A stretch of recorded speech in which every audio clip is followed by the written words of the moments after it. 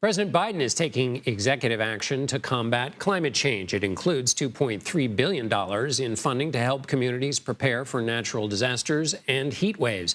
It also designates funding to establish cooling centers and offset cooling costs. Additionally, Mr. Biden is calling for the expansion of offshore wind farms in the Gulf of Mexico. President Biden says lawmakers on Capitol Hill aren't doing enough. Since Congress is not acting as it should, and these guys here are, but we're not getting many Republican votes, this is an emergency, and I will look at it that way. I said last week, and I'll say it again loud and clear. As president, I'll use my executive powers to combat the climate crisis in the absence of congressional action. And Nancy Cordes joins me now for more from the White House. Welcome, Nancy. So how much of what the president did today is a result of how little he's been able to get through Congress? John, I think it's a direct result. The fact is that he wanted to do far more than what he was able to announce today. He wanted to pass a $550 billion package of tax incentives and tax credits to really shift this country further away from fossil fuels and towards renewables. Instead, he was able to sort of nibble around the edges. Yes, he is providing more funds for cooling centers at schools and more money for people, low-income individuals in particular, to purchase air conditioners if they need them, and also creating some incentives to move towards wind energy.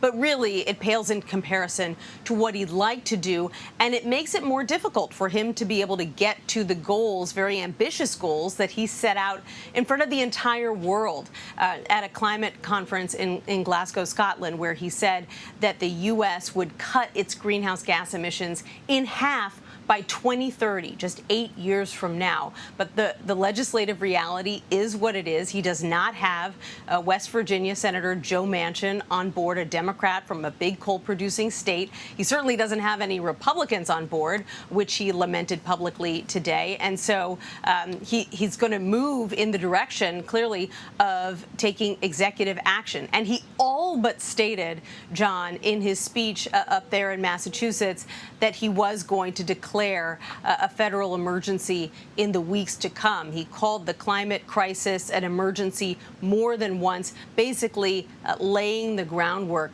for a public declaration of an emergency sometime in the next few weeks. And so if he takes that next step, Nancy, and declares that emergency, what does that allow him to do that he's not doing now?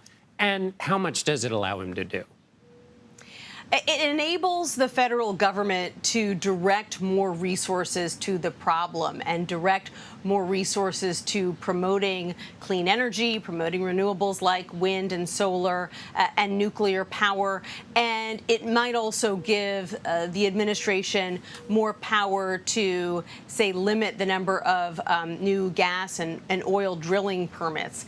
Now, of course, that's the kind of thing that could likely land the administration in lengthy litigation. But, the reality for this president is that if he cares about this problem, which he clearly does, and he can't get his agenda through Congress, and the Supreme Court has recently limited what the EPA can do, he really has to look at the art of the possible and what he can do around the edges. And certainly declaring this a federal emergency would bring not just dollars, but a lot of attention to the climate crisis, which, it's not just the U.S., but governments around the world have had difficulty treating this as an immediate crisis because it's such a chronic problem.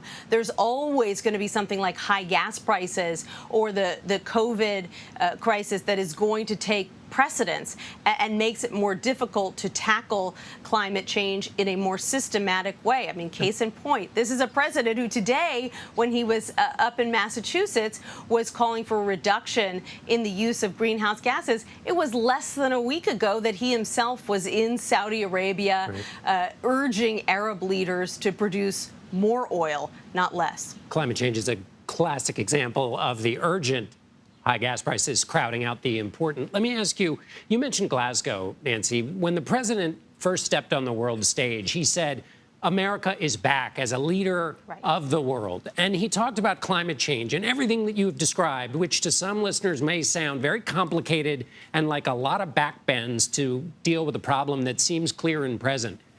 Doesn't that suggest that his claims that America as a leader on the world stage on this issue were not ones that he could deliver, and probably, given politics in America right now, are not ones America can deliver?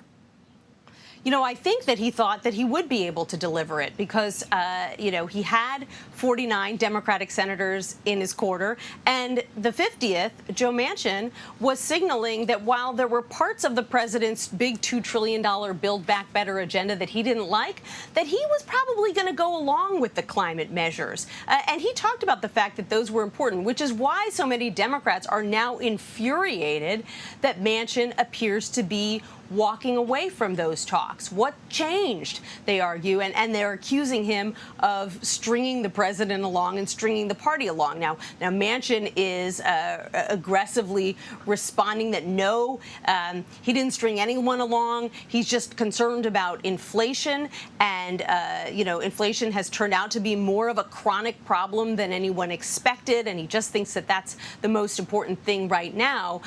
But the reality is that until and unless Democrats are able to add to their numbers in November, and that is by no means assured, the president is going to have to face these world leaders who he made these big promises to, and sort of, you know, acknowledge that he hasn't been able to make good on those promises. The only cold comfort for him is that a lot of those other leaders are having similar problems in their own countries. Yes, not cold comfort enough in this heat. Nancy Cordes, thank you.